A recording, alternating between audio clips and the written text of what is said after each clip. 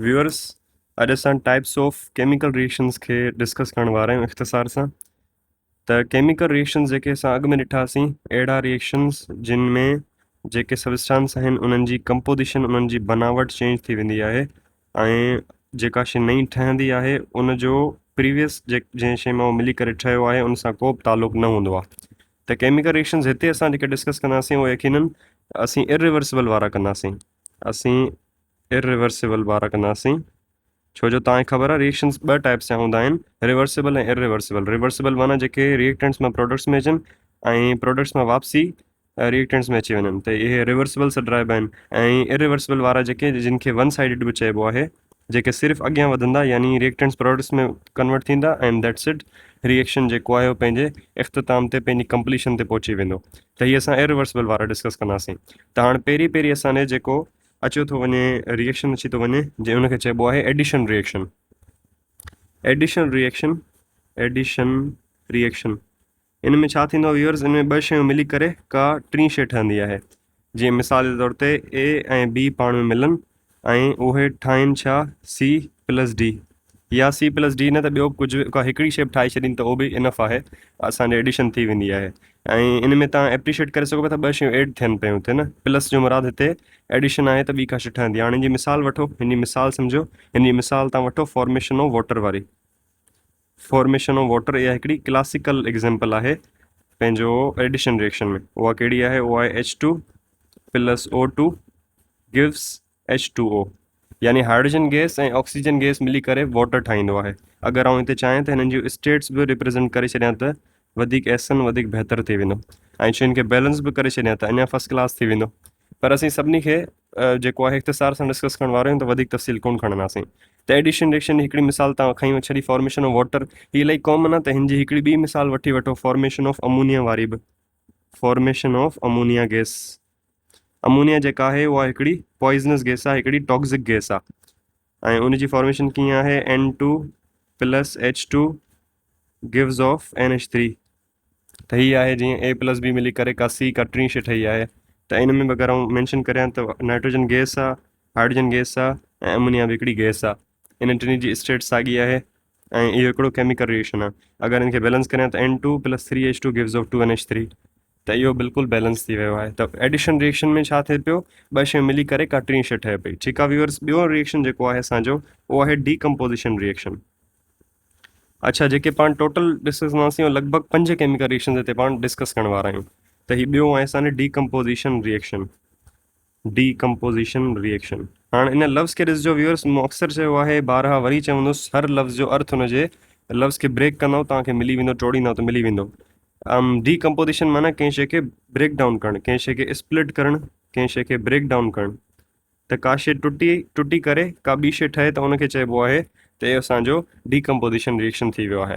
हाणे इन में का ख़ासि ॻाल्हि कोन्हे, हिन में तव्हां इन्हनि रिएक्शन्स खे अगरि रिवर्स करे वठो न, हिननि रिएक्शन्स खे तव्हां अगरि रिवर्स करे वठो, जीअं अमोनिया गैस खे अगरि आउं टोड़ियां, NH3 गैस खे आउं अगरि टोड़ियां त पोइ असांजो छा ठही वेंदो, N2 प्लस 3H2, यानी हीअ थी वेंदो 2NH3। त इहो ई व्यूअर्स छा थियो, जो रिवर्स जेको आहे उहो डीकम्पोज़िशन थी वियो। इहा ई वजह आहे जो ही त डीकम्पोज़िशन आहे, पर एडिशन रिएक्शंस जो ॿियो नालो आहे कंपोज़िशन रिएक्शन।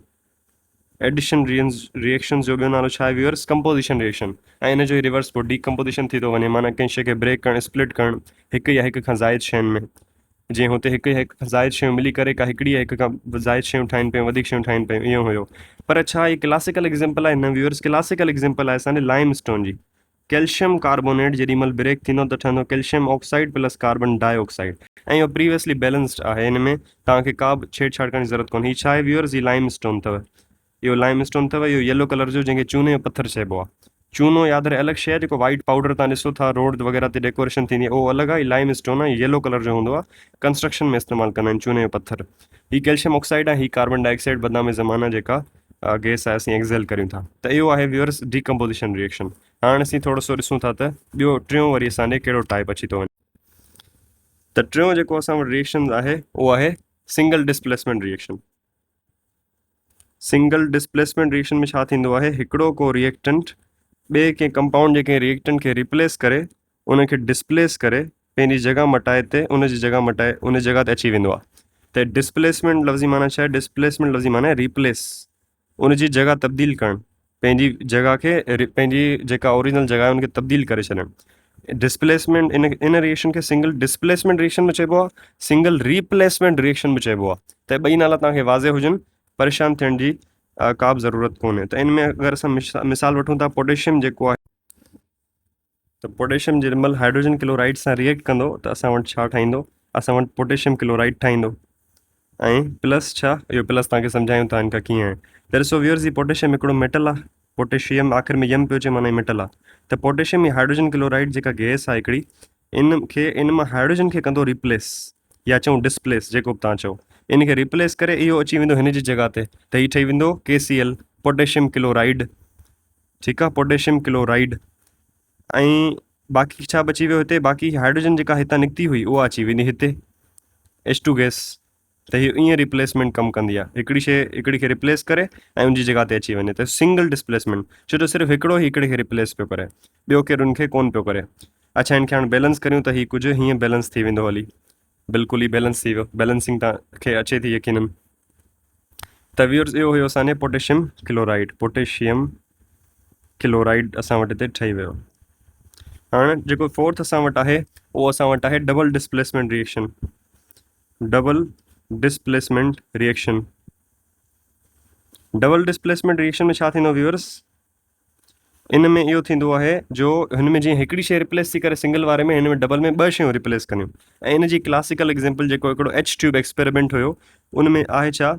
उन में आहे असां वटि HCl प्लस NaNO3 पाण में रिएक्ट कनि था। हाइड्रोजन क्लोराइड, यानी हाइड्रोजन क्लोराइड चयो, या ही एक्वस फॉर्म में ॾिसो हाणे, या तव्हांखे हिकिड़ी स्पेशल शइ असीं सेखारींदा। अगरि हाइड्रोजन क्लोराइड HCl जेको गैस जी स्टेट में हुजे, त इनखे पढ़िबो हाइड्रोजन क्लोराइड। हाइड्रोजन क्लोराइड अगरि गैस जी फॉर्म में हुजे, पर इहो ई अगरि एक्वस फॉर्म में हुजे, एक्वस फॉर्म करे ठहंदी जॾहिं तव्हां हिन गैस वारे खे पाणी में विझी छॾियो, लिक्विड में विझी छॾियो, त पोइ एक्वस फॉर्म में अची वियो। इनखे चइबो हाइड्रोक्लोरिक एसिड। इहा शइ बि तव्हांजे कम जी अथव। अगरि गैस फॉर्म में त हाइड्रोजन क्लोराइड, अगरि एक्वस फॉर्म में त हाइड्रोक्लोरिक एसिड। ऐं ही NaNO3 यानी सोडियम नाइट्रेट, इहो असां वटि अची वियो। हाणे पाण में रिएक्ट कंदा छा थींदो? बिल्कुलु वाज़े छा थींदो, छो जो हिन मां तव्हांखे हिंट मिली वई आहे। त हिते H जेको आहे, हिते H जेको आहे उहो पेयर अप कंदो हिन वारे सां, यानी ही H रिप्लेस कंदो हिन Na खे। इहो H रिप्लेस कंदो हिन Na खे, ऐं जेको ही Na आहे उहो रिप्लेस कंदो हिन H खे। त डबल डिस्प्लेसमेंट बि थिए। हुन में सिर्फ़ु पोटेशियम हाइड्रोजन खे करे पियो, ऐं बसि ॿियो कुझु बि कोन पियो थिए, उहो अकेलो अची वियो हुन जॻह ते। पर हिन में छा पियो थिए? हिन में हाइड्रोजन रिप्लेस कंदो सोडियम खे, ऐं सोडियम रिप्लेस कंदो हिन हाइड्रोजन खे। या त अञा वाज़े त क्लोरीन क्लोरीन जेको आहे नाइट्रेट वारे ग्रुप खे पंहिंजो आहे छा करे छॾींदो? डिस्प्लेस करे छॾींदो। पर इहा शइ वधीक सिंपल अथव, त हाइड्रोजन करे सोडियम खे, सोडियम करे हाइड्रोजन खे रिटर्न में, ईअं चइजो। हुन में रिटर्न को गेम कोन्हे। ठीकु आहे, हिन में आहे। त हाणे छा ठहंदो? जॾहिं मां हाइड्रोजन रिप्लेस कंदो Na खे, Na अची वेंदो Cl सां, त पहिरीं NaCl था लिखी छॾियूंसि, यानी सोडियम क्लोराइड ठही वेंदो, छो जो Na हाइड्रोजन खे रिप्लेस कयो आहे। ऐं हू H हाणे NO3 सां गॾु अची वेंदो, त हीउ थींदो HNO3। त हीउ ठही वियो असांजे sodium chloride, double displacement reaction हुन में प्रोडक्टिव फॉर्म में। ऐं HNO3 जेको आहे असांजे फेमस एसिड आहे, जंहिंखे चइबो आहे नाइट्रिक एसिड। त व्यूअर्स, इहा तव्हांखे इलाही कम जी शइ जेका होपफुली सम्झ आई हूंदी। न आई हुजे त वरी रिवर्स वञी पुठियां वञी वरी ॾिसो। ओके जी, 5 नंबर ते असां वटि जेको आहे उहो आहे असां वटि कंबस्शन रिएक्शन। कंबस्शन रिएक्शन मूंखे 5 पढ़ाइणा आहे, पर मूंखे हींअर हिकिड़ो 6 तव्हांखे पढ़ाए था छॾियूं। त कंबस्शन रिएक्शन जेको आहे उहो छा आहे व्यूअर्स? कंबस्ट लफ़्ज़ी माना छा आहे? कंबस्ट माना कंहिं शइ जो इग्नाइट थियणु, कंहिं शइ जो इग्नाइट थियणु, माना कंहिं शइ में बाहि लॻणु। बाहि कीअं लॻंदी आहे व्यूअर्स? बाहि सां मुराद हमेशह लकड़ी जो सणु कोन्हे, उहा ॿी ॻाल्हि आहे। असां जेका तव्हांखे हिते मिसाल ॾींदासीं उहा लकड़ी जे सण वारी ॾींदासीं।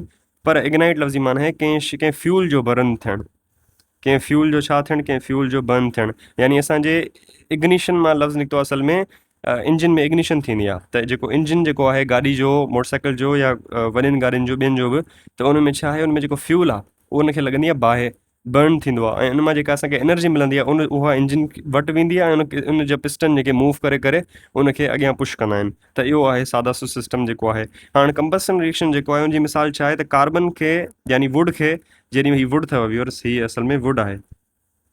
त वुड खे जेॾी महिल असीं ऑक्सीजन जी मौजूदगी में छा करियूं? ऑक्सीजन जी मौजूदगी में असां उनखे फ्लेम करियूं, यानी उनखे बाहि लॻायूं, त पोइ छा थींदो व्यूअर्स? कार्बन डाइऑक्साइड ठहंदी। त कंहिं बि शइ जे सड़ण जे अमल खे का बि शइ सड़े त उनमें असीं चवंदासीं combustion reaction. You know very well त कंहिं बि शइ खे अगरि साड़णो हुजे त उनजे लाइ ऑक्सीजन जी मौजूदगी लाज़मी आहे।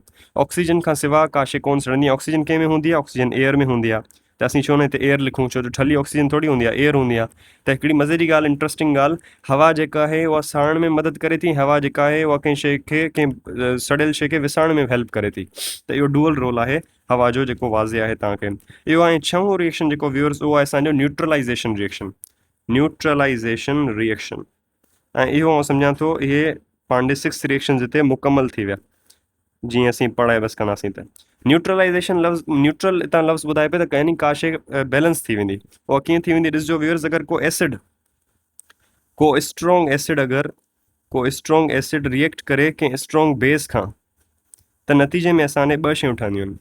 को स्ट्रॉन्ग बेस रिएक्ट करे कंहिं स्ट्रॉन्ग एसिड खां, त असां नतीजे में 2 शयूं ठहंदियूं। हिकिड़ो ठहंदो आहे सॉल्ट ऐं हिकिड़ो ठहंदो आहे वाटर। को न्यूट्रल सॉल्ट ठहंदो यकीनन, ऐं हिकिड़ो वाटर ठहंदो। न्यूट्रल सॉल्ट छो? छो सॉल्ट जूं टाइप्स आहिनि, एसिडिक, बेसिक ऐं वीक एसिड, वीक बेसिस बि हूंदा आहिनि। त उहा ॻाल्हि कोन था करियूं। हीअ आइडियल केस आहे न्यूट्रलाइज़ेशन रिएक्शन जो, जंहिंमें हिकिड़ो स्ट्रॉन्ग एसिड, हिकिड़ो स्ट्रॉन्ग बेस मिली करे न्यूट्रल सॉल्ट ऐं वाटर ठाहे। स्ट्रॉन्ग एसिड, सभिनी में स्ट्रॉन्ग एसिड कहिड़ा व्यूअर्स? HCl आहे, हाइड्रोक्लोरिक एसिड। यकीनन सभिनी में फर्स्ट आयनाइज़ेशन ते सभिनी खां पावर हिन जी वधीक हूंदी आहे, यानी लॻभॻि ई जेको आहे उहो 95 ताईं ॾेई छॾींदो आहे आयनाइज़ेशन हिन जी। स्ट्रॉन्ग बेस कहिड़ा viewers? Strong base sodium hydroxide आहे। सोडियम हाइड्रोक्साइड आहे। त इहे पाण में छा कंदा? रिएक्ट थी करे अगेन ही जेको आहे डबल डिस्प्लेसमेंट वारी कैटेगरी में बि अची सघे थो, पर छो जो हिन जी अलॻि कैटेगरी आहे, तंहिं करे असांखे हिन में विधो आहे। हाइड्रोजन अची वेंदो हिन जी जॻह ते, ऐं सोडियम अची वेंदो हिन जी जॻह ते रिप्लेस करे। त इहे छा थी वेंदो? इहे छा थी वेंदो व्यूअर्स? त Na जेॾी महिल Cl सां मिलंदो त इहे थींदो NaCl, सोडियम क्लोराइड, हिकिड़ो न्यूट्रल सॉल्ट, ऐं प्लस असां वटि छा ठही वियो? H ऐं OH। HOH छा आहे व्यूअर्स? HOH छा आहे? त HOH H2O ई त आहे असल में, H2O हिकिड़ो। त व्यूअर्स इहा हुई तव्हांजी न्यूट्रलाइज़ेशन रिएक्शन। हिते असांजी जेके 6 बेसिक रिएक्शन्स आहिनि असांजा केमिकल रिएक्शन्स, उन्हनि जा टाइप्स जेके आहिनि उहे समाप्त थिया।